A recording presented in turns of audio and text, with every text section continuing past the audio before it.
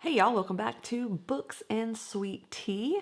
If you're new here, I'm Emily, and today we aren't sipping on an iced drink. I've actually got some coffee because it is cold in Tennessee. Fall is officially here. So, with that being said, blueberry cobbler coffee. Who knew? Freaking delicious. This is like my third cup already, and it's not even 10 a.m. Got a couple of things to talk about, what I'm currently reading, but also I've got a question for all of y'all that'll come just a little bit later. Firstly, I'm going to talk about this one right here, The Sound and the Fury by William Faulkner. I started this a while back. Actually, I don't know what I was thinking, but I tried to start this while I was reading Infinite Jest. That wasn't going to happen. My recommendation with Infinite Jest is if you are going to tackle that one, just have that one be your sole reading project. But I finally got back into this. I did have to start it back over, but I'm almost through with it now. I'll definitely have this done by the weekend. And I upload these on Sunday mornings, so by the time you see this, I'll have this read. So I can't do quite a full review just yet, but I can say that this is incredible. I mean, I haven't read any William Faulkner before. I mean, I say that. I'm sure there was something in high school that we had to read, but I don't remember. So I can't really say that I have read him if I can't remember that I've read him. You know what I mean? So this was really like my first experience with William Faulkner. And I mean, okay, yeah, bold choice for The Sound and the Fury to be the first thing that I read by him, but I like a challenge, and it was really the reason that I picked this one up. But I like to take notes. I like to take certain notes in the book like this at the beginning and kind of reference back maybe some themes that are going on. For this one specifically, it was really just how that's broken down into each of the siblings' side of the story. And so I had that there. Any of these types of notes are just ones that I want to keep with the book.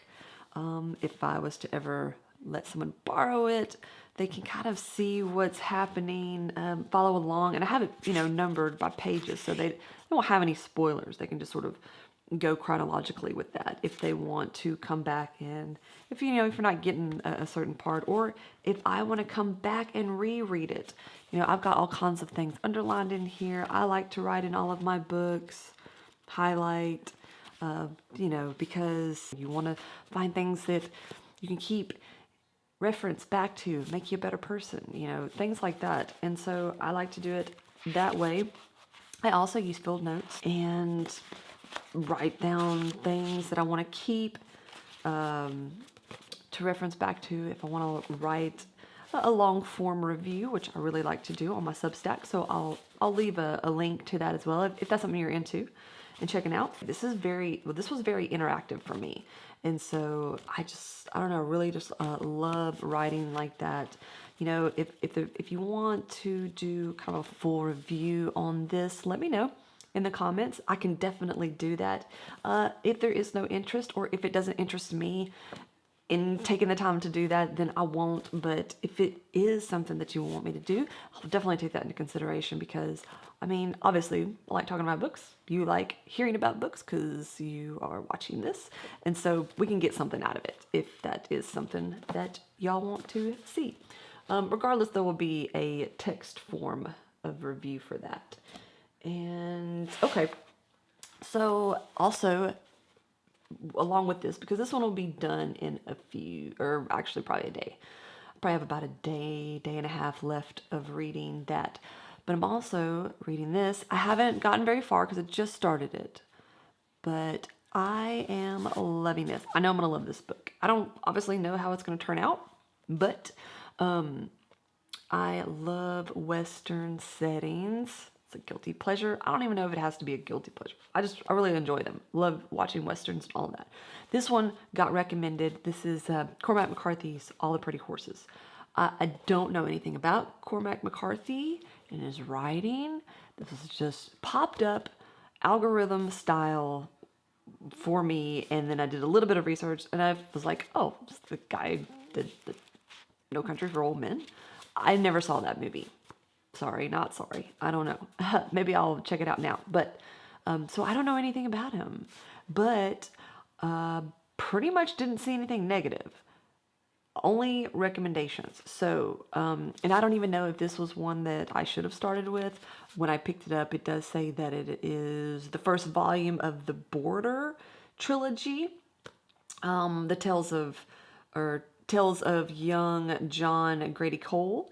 So I think I did okay with picking this as the first one.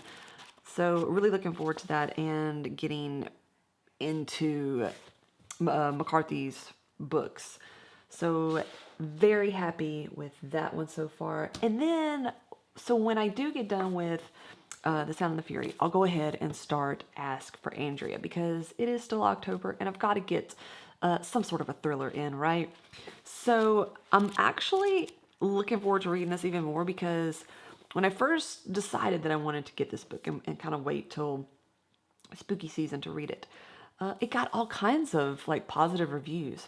And I just feel like here lately, a lot of people are saying like this is overrated or not as good as everybody says. So now I'm even more intrigued to read it because I want to know or understand why so many people just loved it and now so many people don't.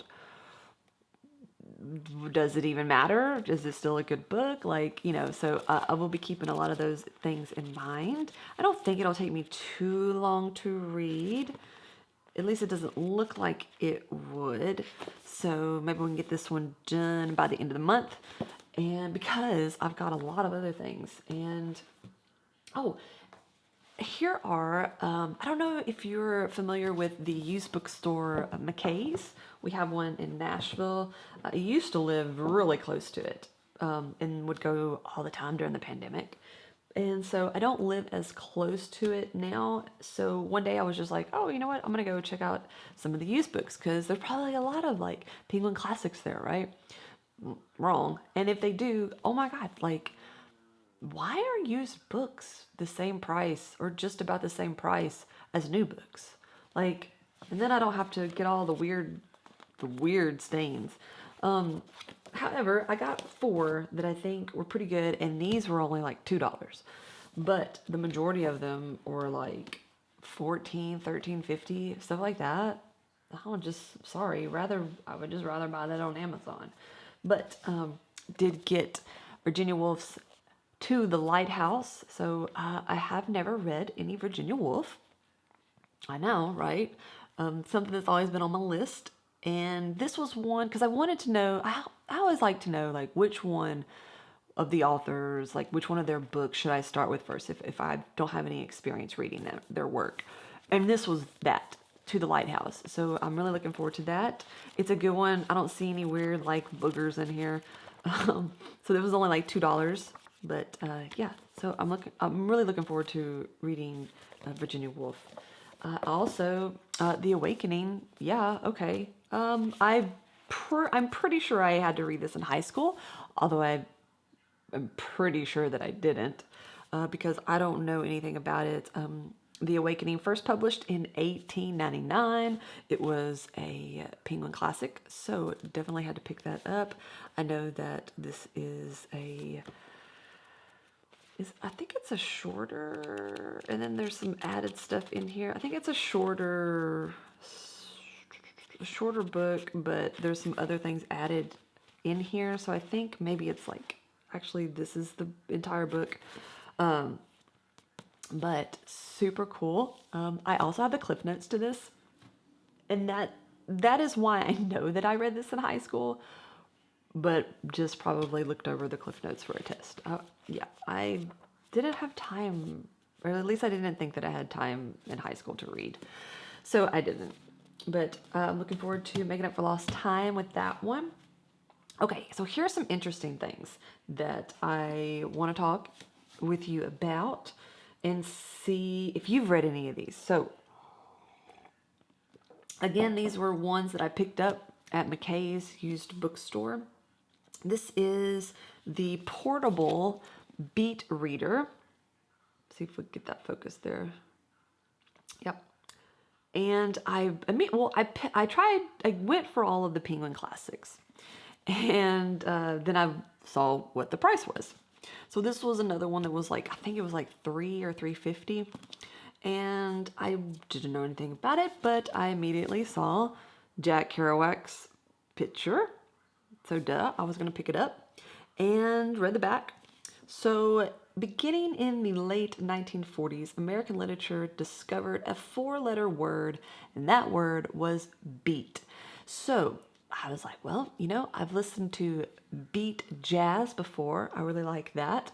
It's a little bit more avant-garde, and I love jazz. It's probably like my favorite style of music currently. I don't know if it is it. Yeah, I mean, it's something that I can always play. But it also goes on to say that beat was Jack Kerouac touring the American road in prose as fast and reckless as a V8 Chevy. So, the portable beat reader collects the most significant writings of these and fellow members of the Beat generation. That's a new one for me. So we've got Neil Cassidy, Gregory Corso, Diane D. Prima, Bob Dylan, and a few others here, along with Jack Kerouac. Like, we've got song lyrics, letters, memoirs, poetry, fiction, essays. So yeah, I mean, what? And you can tell this hasn't even been read. That has not been read. So that was like a really cool find. I can't wait to just maybe before bed, just open up to a section and see what we've got. Like Letter to Jack Kerouac from Neil Cassidy. Like this is so neat.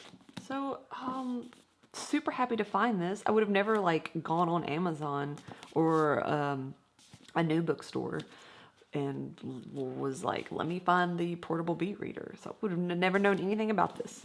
So that was really cool. Super excited about that. And then also something that I had never even seen before. We've got the Marrow of Tradition. Another Penguin classic, so we'll pick that up. And I think this was only like $2.50. A fictional anatomy of America's harsh betrayal of the promise of racial equality. So it goes on to say that this is one of the most significant historical novels in American literature. All I had to see was that first line right there, and I was like, well, that's probably something that's going to make me better, make me smarter. It's going to be beneficial, and so I thought this would be something really neat. As you can see, it's just like reprinted. You can tell that's like really old font. It's like almost like a super old newspaper font. So yeah, originally published in 1901. The Marrow of Tradition presents an unflinching portrayal of America's post-Reconstruction descent into a brutal world of segregation and of Black culture caught between ideologies and assimilation and protest. Yeah, I think that's going to be a really good one. Really educational picks there. Okay, so, also, I had a couple of new ones that I had to get to. These have been in my Amazon cart for some time, and you know what? I don't know why they always get bent. These things come in boxes, but somehow they always manage to crease and bend the covers. Don't know. My favorite book ever, at least to date, is East of Eden, John Steinbeck. And so I was actually recommended this one on this channel, and that is Canary Row. And not very big, about, I think it's less than 200 pages, thereabout, yeah. And so they said, oh, well, if you like that, you're going to love this one. So obviously, had to get that. Looking forward to it. Don't know when I'll get to it, though. It's not very big, so I could probably just slide this one in there at any time. Another one that I got, and then this is where I'm going to need your help. So I went ahead and picked up Dostoevsky's The Brothers Karamazov. However, since this was the brick, And I really, really, really wanted to get into The Count of Monte Cristo. I need your help. Which one of these should I go with this month? Like at the end of this month, beginning of November. Because they're both, pretty good size. And so taking into consideration the time of the year, we've got fall, we're getting into winter, all of the other books that I'm currently reading, about to read, is there a better choice to go with first, taking all those things into consideration? I don't know. I mean, both, like, when I go online, you just hear such good things about both of these. I may hear that more people read The Count of Monte Cristo, and then it turns out to be their favorite book. Very comforting. Even though that it's big to read, it's easier to read. This is obviously a little more dense and probably will take a little bit of time. But the good thing about this one is that this was part of a lecture series in the book club that I'm in. As I've said before, I'm in Benjamin McAvoy's Hardcore Literature Book Club, and so there's a lot of lecture series on this and some great analysis and walkthroughs. So I think that I'll be okay as far as all of that. But just if you have any suggestions on which one to jump into first, all things considered, then let me know in the comments below. And also let me know if you have any thoughts on any of the books that I've talked about this week, because I will take all of the little helpful tidbits that you want to throw my way.